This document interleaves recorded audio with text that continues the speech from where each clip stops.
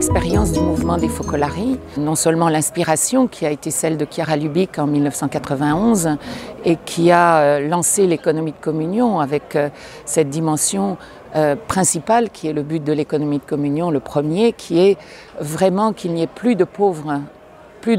dans notre communauté. C'est ce qui était vécu dans les mouvements des Focolari depuis toujours, c'est-à-dire ce fait que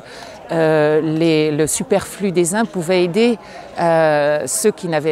en avaient moins à pouvoir retrouver leur place et leur place dans la vie économique en quelque sorte. L'économie de communion a donné une ampleur nouvelle à cette réalité de ce qu'on a appelé la communion des biens, qui en fait est le principe des chrétiens, des premiers chrétiens qui partageaient tout parce qu'ils étaient un seul cœur et une seule âme. Et cet esprit d'être un seul cœur et une seule âme, c'est celle qu'on retrouve dans l'économie de communion. C'est-à-dire qu'on ne peut pas partager si on n'a pas un seul cœur et une seule âme, ça veut dire si on n'est pas frère, si on ne se sent pas frère et si les besoins des autres ne nous font pas souffrir. Donc mettre en mouvement ce qu'on a à notre disposition, ça peut être notre temps, ça peut être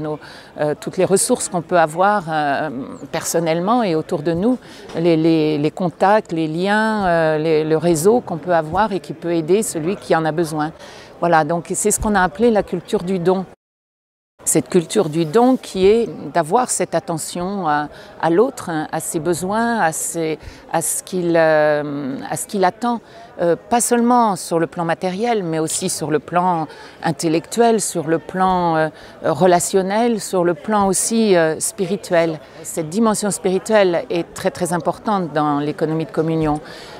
Parce que si l'économie de communion n'est pas sous-tendue par cette dimension de ce changement de mentalité, qui est un changement de mentalité qui veut dire passer de la culture de l'avoir à la culture du don, mais qui veut dire aussi se transformer en permanence pour correspondre à ce qui est le cœur de l'Évangile, c'est-à-dire d'avoir l'amour les uns pour les autres. Donc on est dans une spiritualité très incarnée qui propose de vivre au quotidien ce qu'on a appelé l'art d'aimer. L'art d'aimer que Chiara Lubich a décliné en six propositions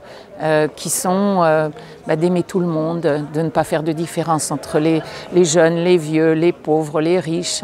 de faire le premier pas.